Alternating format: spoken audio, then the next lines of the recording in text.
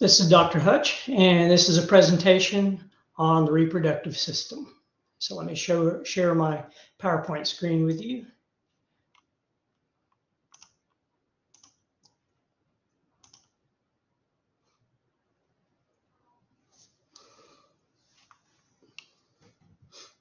Okay, now to begin with in this chapter, to understand the reproductive system, we first have to understand meiosis. And meiosis is a process in which we make gametes, or egg and sperm. And so the gonads produce hormones and gametes, and by gonads we mean either the testes or the ovaries. And the testes produce sex cells we call sperm, and the ovaries produce sex cells called ova, or oocytes, or eggs, all synonymous. Sex cells have one set of genetic instructions, 23 chromosomes, compared to 2 sets on 46 chromosomes in all your other body cells. So keep in mind the only cells where you find half the regular chromosome number is going to be in egg and sperm. And it makes sense because when sperm and egg come together, you want 46 chromosomes. If egg and sperm came together and they had the full complement, you would have 92, and that could be a major problem. All ova carry an X chromosome though, and half the sperm will carry an X and half will carry a Y. So at fertilization, the sperm determines the sex of the embryo. An XX embryo is going to develop into female, and XY embryo becomes a male. And sex cells are produced by a special type of division that we call meiosis. Now, we talked about mitosis in Bio 168 and ANP1, where you just divide cells to get new cells. Well, this is totally different because you want the cells at the end to be half the number of chromosomes. So meiosis consists of 2 successive divisions. The first, meiosis 1, and then the second we call meiosis 2, meiotic divisions. Now prior to meiosis, each chromosome replicates and contains 2 DNA strands, and these are called chromatids, and they're connected by a centromere. So that's that typical chromosome you always see in the shape of like an X. And cells are considered diploid. That means they have 2 sets of chromosomes and 23 pairs. And you have 23 pairs because you got 1 pair from the mother and 1 from the father when egg and sperm came together. Meiosis 1 is going to separate the homologs. That means the same chromosome number 1 from the mother and the father. It's a gene for gene. And they may not be identical because the gene may have variants. This results in what we consider haploid cells. That means they contain 1 set of chromosomes, 23 chromosomes, 1 from each homologous pair. And then meiosis 2 is going to separate the chromatids. So now you're actually going to split each chromosome. And this results in cells that are still haploid, but whose chromosomes now have 1 chromatid. And at the end of this stage, each chromatid is considered a chromosome, even if it's just 1 chromatid. Okay, so this is what homologous chromosomes look like. So here's a pair of homologs, and here's a pair of homologs. And this is prior to replication of DNA in interphase in a normal cell. So before S phase of interphase, each chromosome is just 1 strand like this. Now, once you go through S, then they look like your typical chromosomes. Okay, but we still say these are homologous chromosomes with each other. So that'd be homologous chromosome maybe number 1 you got from the mother, 1 from the father, and maybe this is chromosome number 2, and the same thing. Now each half of that chromosome is called a chromatid, and we say those are sister chromatids because each half of the chromosome really is identical to the other, because each half was replicated from the other half. Okay, there's 4 phases of meiosis 1. Prophase 1, this involves synapsis, where you actually have homologous chromosomes pairing together. So the chromosome you got from the mother, 1 from the father, they come together for chromosome 1. Same for 2, same for 3, 4, etc. And when this occurs, crossing over happens. That means each of those chromosomes exchanges genetic material with each other. So this adds another layer of genetic variability into what you're producing at the end with the egg or sperm. In metaphase 1, the chromosome pairs line up on the midline of the spindle, and alignment is random with respect to maternal or paternal origin. So you could have, the let's say chromosome number 1 pair, the one you got from mother might line up on the left of it, and the one that came from the father on the right, or vice versa. So for all of those chromosomes, you could have the maternal and paternal on opposite sides, just kind of randomly alternating. Now, once you get to anaphase 1, the homologs separate, and each replicated member migrates through a different pole to each side of the cell. And each daughter cell receives only one replicated member of each chromosome pair. So this reduces the chromosome number by half already, because you have 46 at the beginning of that cell, and you split them in half. Now, telophase 1, the cell divides completely, and you form 2 new haploid daughter cells. So 2 new cells, but each have half the number of chromosomes. But these chromosomes have 2 chromatids on each chromosome. Okay, so each has 2 chromatids. Now, I'm going to show you some pictures in a minute. And by the way, after I talk about this, you really need to go watch a video on this. And there's plenty of videos in the website for you to go in and look in our course site. So meiosis 2 begins after telophase 1, and it's similar to mitosis now. So meiosis 2 is very similar to regular mitosis. Okay, at prophase 2, the chromosomes condense and reappear. So now you can see the chromosomes, and the nuclear membrane goes away. And at metaphase 2, replicated chromosomes attach to spindle fibers along the midline. At anaphase 2, the centromeres separate, and the chromatids go to opposite poles of the cell. And the chromatids now, even though they're only individual sides of a chromosome, when they're by themselves, they're considered an entire chromosome. At telophase 2, each of the 2 cells produced in meiosis 1 divide into 2 daughter cells. And each cell entering meiosis could produce 4 gametes. So that occurs in sperm. So you get 4 sperm. But that's not true for eggs. Only one of the 4 cells you end up with out of meiosis that's going to produce egg cells, only one of the 4 matures, and the others degenerate. So this division ends with each sex cell having 1 set of genetic instructions, or 23 chromosomes, compared to originally 2 sets, 46 chromosomes in the cells. Okay, so here's a picture showing meiosis. So here's, let's say this particular kind of cell only has 4 chromosomes. But keep in mind, if it's a human cell, you've got 46. But we can't draw all 46 here. But in any case, what's going to happen after the first meiotic division is each of the cells is going to end up with 2 chromosomes. So you're going to split all of those up. And then once you get to the second meiotic division, each of those chromosomes are going to split, and you just get individual chromatids. But like I said, even though they're by themselves, they're still considered an entire chromosome, because each half of a chromosome anyway is identical. Okay, now, remember I said in meiosis 1, when homologous chromosomes pair up with each other at metaphase, they have crossing over, which means they can exchange pieces of DNA, like these 2 chromosomes did here. Okay, so this shows some crossing over, and notice the variability we get from the very beginning. Even after meiosis 1 is over, each of the cells has totally different chromosomes because of that crossing over that happened. Okay, the organs of the male reproductive system. Let's start with the male. The primary sex organs are the gonads, and there's 2 testes in the male. They produce sperm cells, or what we call spermatozoa, and they produce male sex hormones also.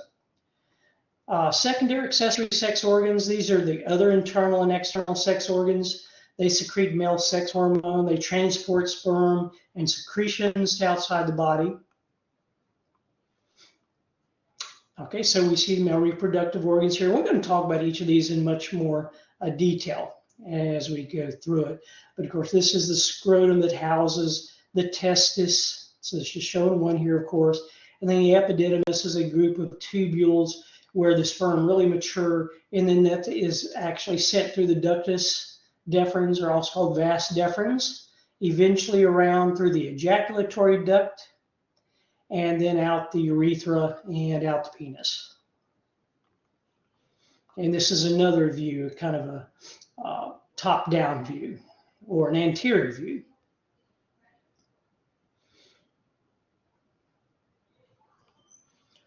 Okay, the testes. It's an oval structure, 5 centimeters in length, 3 centimeters in diameter on average.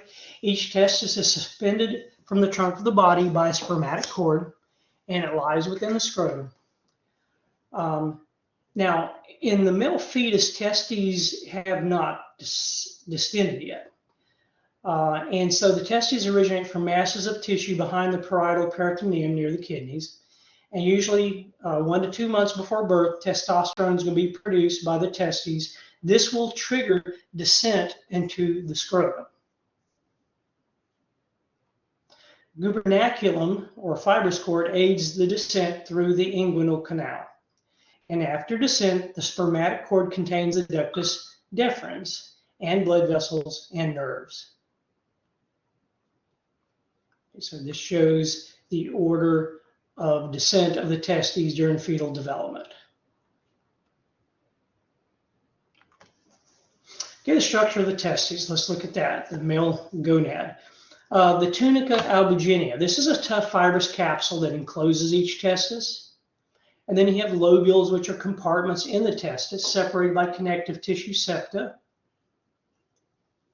Okay, the seminiferous tubules, these are highly coiled tubules inside the lobules. They're lined with a special stratified epithelium that contains spermatogenic cells that give rise to the sperm cells. You also have interstitial cells called cells of Leydig. These lie between the seminiferous tubules, and they produce and secrete male sex hormone. The rete testis, these are channels that transport sperm from the testis to the epididymis. And the epididymis is a coiled tube on the surface of the testis that ultimately transports sperm from the rete testis to the ductus deferens. Okay, so this figure shows you the structure of the testis. Here's the tunica albuginea, the connective tissue. Here we have the individual lobules separated by the septa. Here we have the seminiferous tubules. Okay, down here we have the epididymis. So there's the head of the epididymis going down to the tail. Okay, oh, and I forgot to mention the rete testis, where you transfer the cells from seminiferous tubules over to the epididymis, and ultimately to the ductus deferens, and then it goes around down to the ejaculatory duct.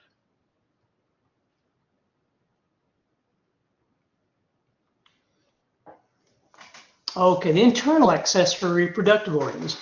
The male internal accessory organs nurture and transport sperm cells, and consists of an epididymis, the ductus deferens, the ejaculatory duct, the seminal vesicles, the prostate gland, the bulbourethral gland, and the urethra. The epididymis, which is plural for epididymides, narrow, tightly coiled tubes at the top of each testis, connected to the ducts in the testis. They run between the testis and ductus deferens. They promote maturation of the sperm cells, and they're lined with pseudostratified columnar epithelium with non-motile cilia.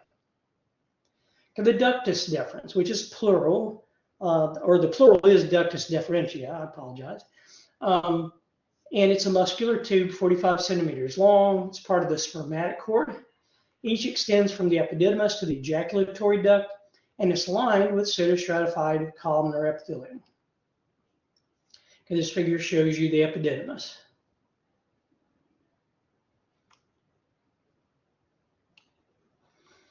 This figure shows you the ductus deferens in a cross section here, and then here we have it much closer up.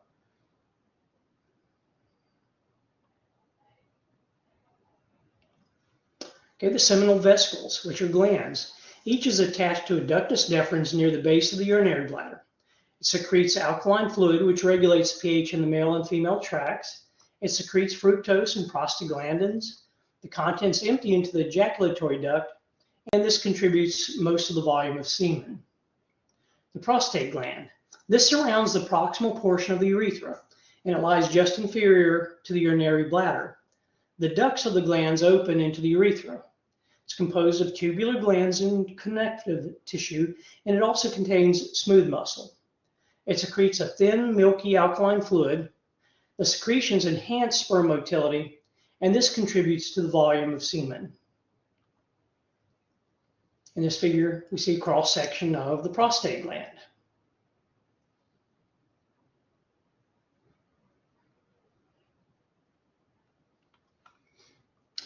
Clinical application, prostate cancer. So many cases are slow growing and they don't require treatment, but some cases are serious or even fatal. It's diagnosed with the help of a rectal exam to check for enlarged prostate. And some men experience frequent and slow urination as a result. There's also a blood test for elevated prostate-specific antigen that's helpful in diagnosis. However, the PSA could be elevated above normal due to inflammation, which is prostatitis, or enlargement, which is benign prostatic hyperplasia. So a man with prostate cancer can also have a normal level of PSA. PSA normally liquefies the ejaculate, and when cancer cells are present, excess PSA will be produced. A biopsy is done for a man with an enlarged prostate and elevated PSA. Treatments include radiation, targeted therapeutic drugs, surgical removal of the prostate gland, and hormones. There's new tests that measure expression of specific genes that change activity significantly when the disease spreads. All right, the bulbourethral gland is also called the Cowper's gland. It's inferior to the prostate gland. It secretes a mucus-like fluid into the urethra, and the fluid is released in response to sexual stimulation. It lubricates the end of the penis. Semen is fluid transported by the urethra to outside the body during ejaculation, and it contains sperm and various secretions of the accessory reproductive glands. Semen concentration or composition and properties include sperm cells from the testes, secretions of the seminal vesicles, prostate gland, and bulbourethral glands. It's slightly alkaline with a pH of about 7.5. It contains prostaglandins and nutrients, and the volume is about 2 to 5 milliliters per ejaculation. It averages 120 million sperm cells per milliliter of semen, and sperm begins to swim as they mix with the secretions of the accessory glands. The sperm cannot fertilize the egg until they go through what's called capacitation in a female tract, which weakens the acrosome. And this is the cap that covers the sperm head. Okay, clinical application, male infertility. This is the inability of sperm cells to fertilize an oocyte. And some causes include failure of the testes to descend into the scrotum during fetal development, or inflammation of the testes from certain diseases like mumps, poor quality sperm, which might have an abnormal head, an acrosome or a tail, a low sperm count. Less than 20 million per milliliter of ejaculate is functionally infertile. There is a computer-aided sperm analysis that can be done. It's a technique used to evaluate a man's fertility. And it analyzes sperm count, sperm motility, size, and the shape of sperm parts. Okay, continuing with the accessory reproductive organs, now the external structures. The male external reproductive organs are the scrotum and penis. And the scrotum is a pouch of skin and subcutaneous tissue that's located behind the penis. Subcutaneous tissue lacks fat. There are dartos muscles, and these are smooth muscles in the subcutaneous tissue. They contract and relax in response to temperature changes to keep the testes at optimal temperature for sperm production and survival. And it's usually about 5 degrees Fahrenheit below body temperature. That's what's required for sperm maturation. Medial septum will divide the scrotum into 2 chambers, and each chamber is lined with a serous membrane. Each chamber houses a testis and an epididymis. Okay, the penis. It conveys urine and semen through the urethra to outside of the body. It's specialized to become erect for insertion into the vagina during sexual intercourse. The body or shaft contains 3 columns of erectile tissue. the corpora cavernosa, well, there's two, and one corpus spongiosum, which surrounds the urethra. The glans penis is a distal enlargement of the corpus spongiosum, and the prepuce or foreskin is a covering of the glans penis, which is often removed during circumcision in certain cultures. And this figure shows you the structure of the penis, and it shows the different layers or tissues. Notice that the urethra is below two major or deep arteries that's used for erectile tissue purposes.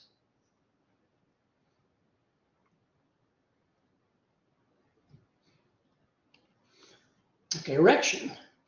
During sexual stimulation, parasympathetic nerve impulses release nitric oxide, which dilates the arteries of the penis, and pressure of the arterial blood compresses the veins.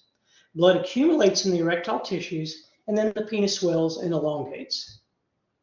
In orgasm, we have a culmination of sexual stimulation. It's a pleasurable feeling of physiological and psychological release, and it's accompanied by emission and ejaculation. Emission is the movement of semen into the urethra. Ejaculation is the movement of semen out of the urethra. And it's dependent on sympathetic nerve impulses at this point. This is a flow chart for the erection process in the male.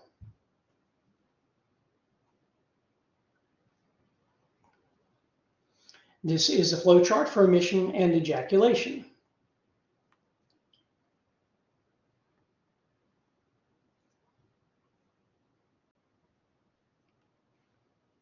This table summarizes the functions of the male reproductive organs that you should get to know.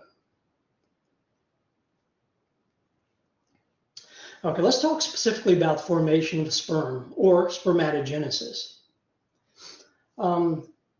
Sustentacular or Sertoli cells are large cells that span the entire thickness of the epithelium of a seminiferous tubule. And they support and nourish the spermatogenic cells throughout their development into sperm. Sperm formation proceeds in this sequence. You start with the spermatogonia, you get a primary spermatocyte, then a secondary spermatocyte, a spermatid, and then finally the spermatozoa. Meiosis reduces the number of chromosomes, so each sperm has 23. Spermiogenesis is the development of spermatids into full sperm. And spermatogenesis, combined processes of meiosis and spermiogenesis. 4 sperm cells will be produced from meiosis of one primary spermatocyte. And this figure shows you full spermatogenesis into the individual sperm cells.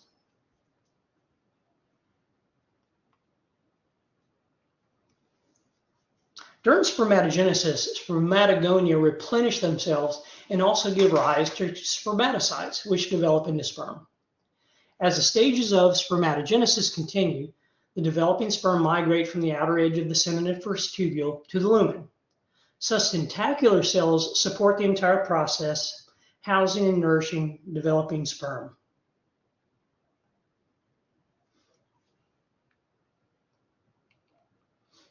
This figure shows you the stages of sperm formation.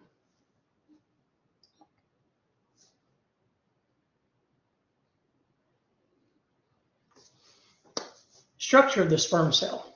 Sperm cell is a tiny tadpole-shaped structure, and parts of the sperm cell include the head. This contains a nucleus that has the 23 chromosomes. Also an acrosome, which is a cap over the nucleus, which contains enzymes that penetrate layers around the oocyte during fertilization. Then you have a midpiece or body. This contains many mitochondria, and this helps provide ATP for swimming. And then you have the tail or the flagellum, and it contains many microtubules that are enclosed in extensions of cell membrane. The lashing movement will propel the sperm towards the egg. This figure shows you spermiogenesis and the sperm structure.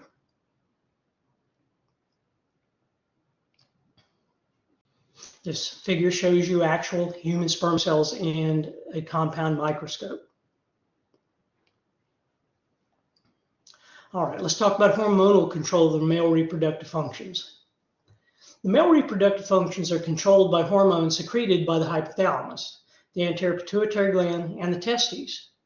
Functions of the hormones include initiation and maintenance of sperm cell production. They oversee the development and maintenance of male secondary sex characteristics, which are special features associated with the adult male body. Let's talk about the hypothalamic and pituitary hormones. The hypothalamic hormones include the gonadotropin-releasing hormone, which regulates secretion of gonadotropins from the anterior pituitary gland. In the anterior pituitary gland, we have hormones like luteinizing hormone and follicle-stimulating hormone. Luteinizing hormone causes development of the interstitial cells in the testes, and this secretes male sex hormones, or what we call testosterone. And then you have follicle-stimulating hormone. It stimulates sustentacular cells of testes to mature, proliferate, and respond to testosterone. In the presence of follicle-stimulating hormone and testosterone, the sustentacular cells stimulate spermatogenesis in the spermatogenic cells. Negative feedback controls reproduction and hormone production. Androgens, such as testosterone, prevent oversecretion of gonadotropin-releasing hormone and luteinizing hormone. Inhibin from sustentacular cells prevents oversecretion of follicle-stimulating hormone. So androgens are male sex hormones. Interstitial cells of the testes produce most of them, but small amounts are made in the adrenal cortex. Testosterone is the most important androgen. Secretion begins during fetal development and continues until several weeks after birth, after which secretion nearly stops during childhood. Secretion begins again during puberty and continues throughout life. Dihydrotestosterone is an androgen derivative of testosterone. It acts on cells in the prostate gland, seminal vesicles, and external accessory organs. Prior to birth, development of male reproductive organs happens. We have descent of the testes into the scrotum. During puberty, we have enlargement of the testes, which are the primary sex characteristics, or one of the primary sex characteristics, and accessory organs of the male reproductive system. Development of secondary sex characteristics, which continue after puberty, include increased growth of body hair, sometimes decreased growth of scalp hair, enlargement of the larynx and thickening of the vocal cords, thickening of the skin, increased muscular growth, thickening and strengthening of the bones, and increased rate of red blood cell production and cellular metabolism. This figure shows you the basic negative feedback and regulation of the male sex hormones.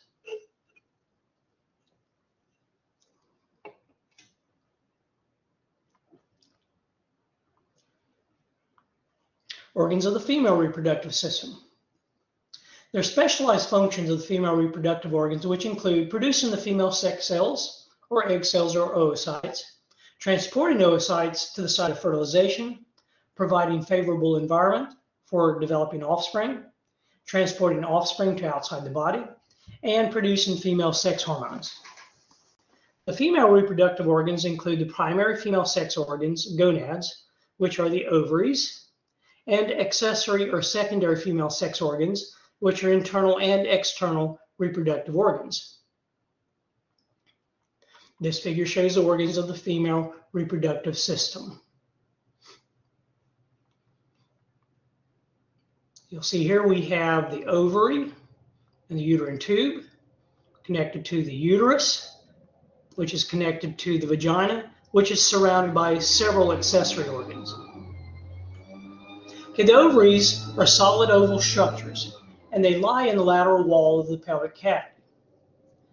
Ovary attachments or ligaments include broad ligaments, which are the largest ligament and holds ovaries in place, and it's also attached to the uterine tubes and uterus. So suspensory ligaments, they hold the ovary at the upper end, and ovarian ligaments. These are rounded cord-like thickening of the broad ligament and attaches the lower end of the ovary to the uterus. This figure shows you the location and the ligaments of the ovary.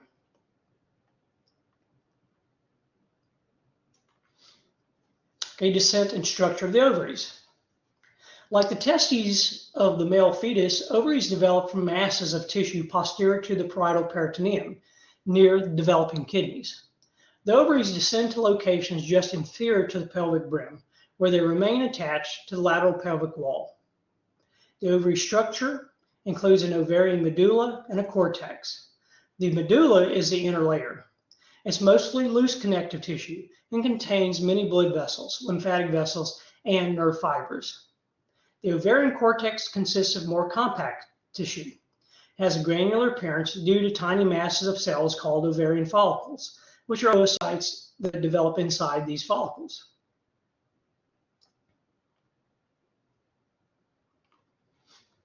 Okay, this figure shows you the frontal view of the ovary. And it shows the developing oocyte. Okay, the primordial follicles. During prenatal development of a female, the primordial germ cells called oogonia divide by mitosis to produce more oogonia in the fetal ovaries. Oogonia develop into primary oocytes, and each primary oocyte is surrounded by a layer of flattened epithelial cells called follicular cells, which form a primordial follicle.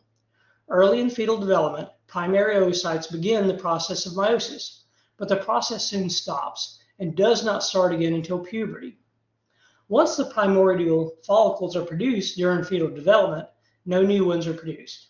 And the number of oocytes continually declines as 90% of the primordial follicles present at birth are lost to apoptosis. This is programmed cell death, and this is between birth and early adulthood. 300 to 400 oocytes are released from the ovary during female's reproductive life.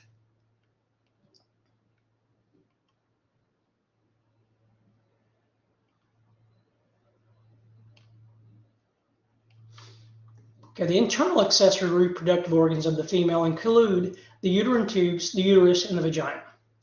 The uterine tubes are also called fallopian tubes or oviducts. It's a tubular organ that transports the ovulated egg cell from the ovary to the uterus.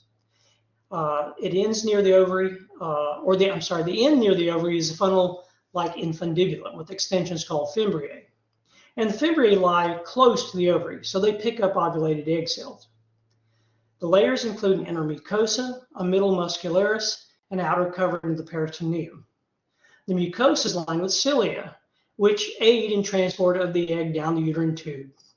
Peristaltic contractions help move secondary oocytes down the uterine tube. And then fertilization actually occurs in the uterine tube. And this shows the female internal reproductive organs.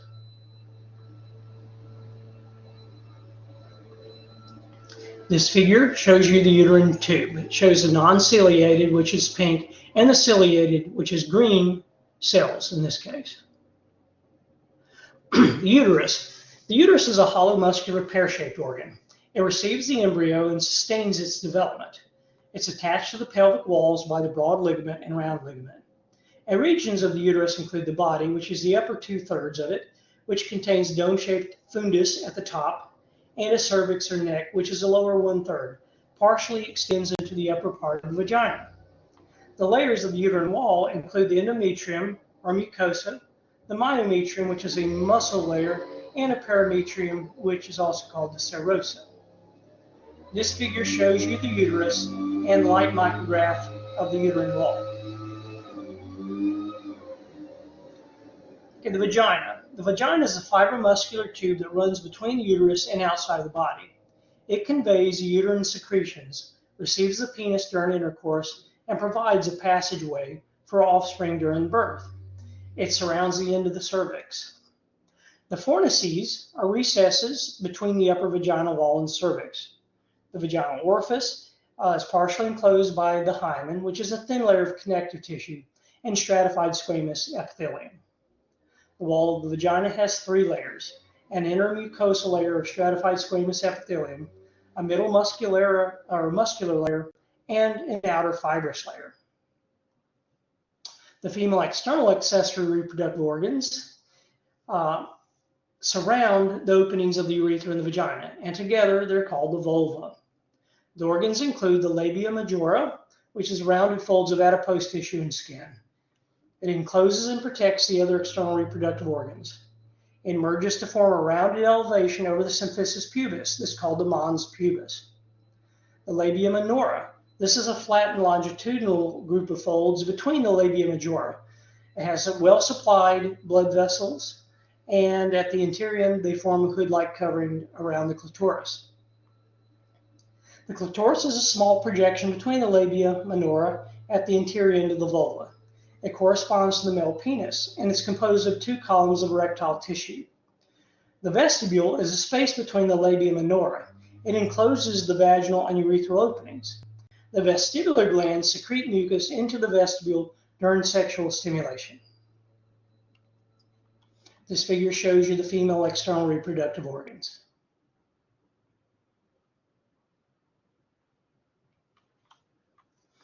Okay, at erection. So erectile tissues in the clitoris and around the vaginal entrance respond to sexual stimulation. Nitric oxide dilates the arteries in the erectile tissue, which expands the vagina. In lubrication, we have sexual stimulation that causes vestibular glands to secrete mucus into the vestibule. And mucus lubricates the vestibule and vagina to aid in intercourse. At orgasm, the clitoris responds to sexual stimulation. Sexual stimulation ends with orgasm, which is a pleasurable feeling of physiological and psychological release. Muscles of the perineum, uterus, and uterine tubes contract rhythmically, which helps transport the sperm towards the uterine tube. This figure shows you the pathway of erection, lubrication, and orgasm.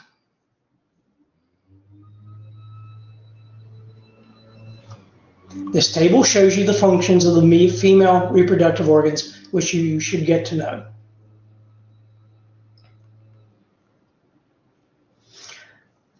Okay, during oogenesis, this is the process of maturation of an oocyte. So beginning at puberty, some primary oocytes continue meiosis, or meiosis 1, resulting in cells having half as many chromosomes as in the parent cells. When the primary oocytes divide, the cytoplasm is distributed unequally, which forms a large secondary oocyte and a small first polar body. This is very different from spermatogenesis in the male, in which the cytoplasm is divided equally. The secondary oocyte is a future ovum or egg cell, which may be fertilized by a sperm in the future. Secondary oocyte undergoes meiosis 2 if it's fertilized, resulting in a tiny second polar body and a zygote, which is the fertilized egg. Polar bodies allow for the formation of an egg cell with large amounts of cytoplasm and organelles, and a haploid number of chromosomes. This figure shows you the details of oogenesis.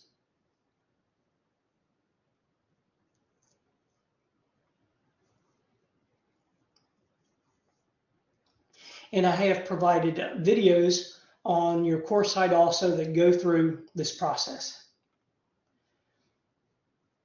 This figure shows you a secondary oocyte and a first polar body. Okay, follicle maturation. So at puberty, the anterior pituitary gland secretes greater amounts of follicle stimulating hormone, and the ovaries enlarge in response. During the reproductive years, some primordial follicles mature into primary follicles. The primary oocyte enlarges, and the single layer of follicular cells is first converted from squamous to cuboidal cells. This layer then proliferates into several layers of granulosa cells. The zona pellucida is a glycoprotein layer which forms between the oocyte and the granulosa cells. This figure shows you follicle maturation. Shows you the ovary containing the primordial follicles, and then stages in development of the follicle. This figure is a micrograph of the ovary, which shows different stages of follicle maturation. During early follicle maturation, when the primary oocyte enlarges, the granulosa cells proliferate by mitosis, and the zona pellucida separates the oocyte from the granulosa cells, which is a secondary preantral follicle which then forms. While a follicle is developing, the ovarian cells outside the granulosa cells organize into layers. The intervascular layer, which is the theca interna, produces steroids, and the outer vascular layer, called the theca externa, consists of connective tissue. Granulosa cells proliferate into 6 to 12 layers. Fluid-filled spaces form among the cells, and it may take 150 days for primordial follicles to become secondary preantral follicles. Spaces merge into a large cavity called the antrum, and the primary oocyte becomes pressed to one side of the follicle. As these changes occur over the next 65 or more days, the secondary follicle is converted into an antral follicle. 15 more days of development convert an antral follicle into a mature antral pre-ovulationary or Graafian follicle. Yeah, I meant pre-ovulatory. I apologize. This figure shows you the mature antral Graafian follicle. Okay, although up to 20 primary follicles may begin maturing at a time, one dominant follicle usually outgrows the others. And typically only the dominant follicle fully develops and the others degenerate.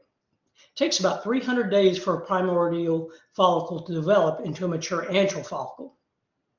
It's a continuous process of follicle development in the ovaries, so that there is a new mature antral follicle ready for ovulation with each menstrual cycle. Okay, in ovulation, close to the end of follicle maturation, the primary oocyte undergoes meiosis I, which produces a secondary oocyte in a first polar body. And the process of ovulation releases the secondary oocyte and the first polar body from the mature antral follicles. Ovulation is triggered by a surge of luteinizing hormone, which is released from the anterior pituitary gland. The wall of the follicle swells, weakens, and ruptures. The secondary oocyte and 1 or 2 layers of surrounding follicular cells are usually propelled to the opening of the nearby uterine tube by fimbriae. Oocytes must be fertilized within hours or they degenerate. And this figure shows you a follicle during ovulation.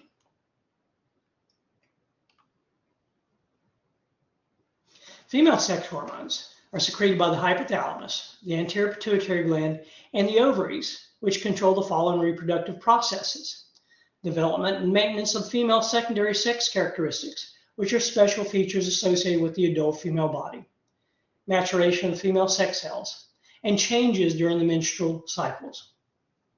Hypothalamic and anterior pituitary hormones include gonadotropin-releasing hormone and follicle-stimulating hormone. Gonadotropin-releasing hormone is secreted by the hypothalamus and causes anterior pituitary to secrete follicle-stimulating hormone and luteinizing hormone. Follicle-stimulating hormone and luteinizing hormone control oocyte maturation and production of female sex hormones. Estrogens and progesterone are secreted by the ovaries, the adrenal cortices, and the placenta during pregnancy. Estrogen stimulates enlargement of accessory reproductive organs and stimulates thickening of the endometrium and develop and maintain the female secondary sex characteristics like breast and mammary gland duct development, increased adipose tissue in breasts, thighs, and buttocks, and increased vascularization of skin. Progesterone stimulates uterine changes during the menstrual cycle and affects the mammary glands and regulates secretion of gonadotropins. And androgens are secreted by the adrenal cortex and cause growth of pubic and axillary hair at puberty. This figure shows you the relationship of the different hormones to the different organs, and it shows you basically negative feedback.